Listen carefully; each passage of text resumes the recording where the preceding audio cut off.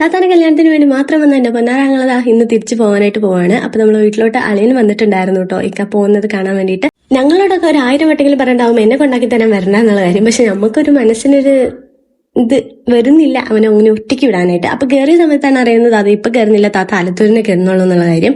അങ്ങനെ ഇവര് വേറെ വന്നു, ഞങ്ങൾ അങ്ങനെ ആലത്തൂർ എത്തിയ അല്ലെങ്കിൽ നമുക്ക് വേണ്ടിയിട്ട് പിന്നെ ഒരു കരിക്കും വെള്ളമൊക്കെ മേടിച്ചു തന്നിട്ടായിരുന്നു കേട്ടോ. പിന്നെ ആ കരിക്ക് പറ്റിയിട്ടുള്ള ഇളനീര് കഴിക്കുന്നതിന്റെ ഇടയിലും എന്റെ ശ്രദ്ധ എന്താ കാണുന്നില്ലേ കണ്ണിലൊരു കുരു.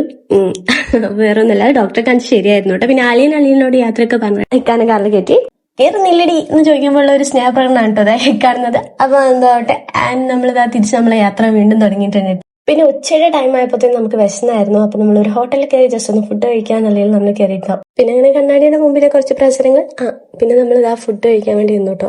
നമ്മൾ മീൽസ് ആണ് കേട്ടോ പറഞ്ഞിട്ടുണ്ടായിരുന്നത്. നല്ല അടിപൊളി ഫുഡായിരുന്നു, ഒരുപാട് ഉപ്പേരികളും കാര്യങ്ങളും ഉണ്ടായിരുന്നു. സംഭാരൊക്കെ ജഗ് കണക്കിനാണ് അതുപോലെ വെച്ച് തന്നിട്ടുണ്ടായിരുന്നത്.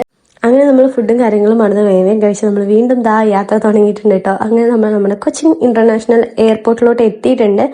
ഇപ്പൊ അവിടെ നിന്ന് ഇങ്ങോട്ട് വരുവാണെങ്കിൽ നമുക്കതിന് വെയിറ്റ് ചെയ്തേക്കാനൊക്കെ കുറച്ച് നല്ല രസമാണ്. പക്ഷെ അതങ്ങനെയല്ല, തിരിച്ചു പോകുന്ന സമയത്ത് എല്ലാവർക്കും ഒരേപോലെ തന്നെ നല്ല സങ്കടം ഉണ്ടാവും. അങ്ങനെ എയർപോർട്ടിൽ നമ്മൾ ഇതായിക്കാനെ തിരിച്ച് ഇറക്കി വിട്ടു. പൊക്കോടാ എന്നൊന്നും പറഞ്ഞില്ല, കാരണം നമുക്ക് എല്ലാവർക്കും ഉണ്ടാവും ഒരു കസിൻ അല്ലെങ്കിൽ ബ്രദർ ആരെങ്കിലും ഒന്ന് പുറത്തുണ്ടാവുമല്ലോ. അപ്പൊ നിങ്ങൾക്കും അറിയാം അതിന്റെ സങ്കടം എത്രത്തോളം കിടക്കുന്നുണ്ട് എന്നുള്ള കാര്യം.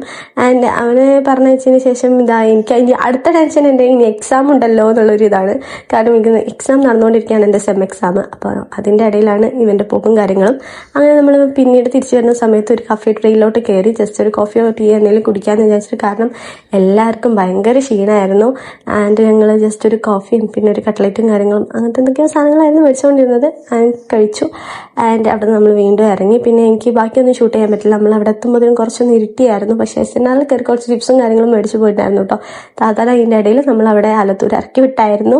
ആൻഡ് വീട്ടിലെത്തി ഇനിയിപ്പോൾ എന്താ കൂടുതലൊന്നുമില്ല, പഠിക്കുന്നു ആൻഡ് കിടന്നു തുടങ്ങുന്നു. അപ്പോൾ ഓക്കെ ബൈ.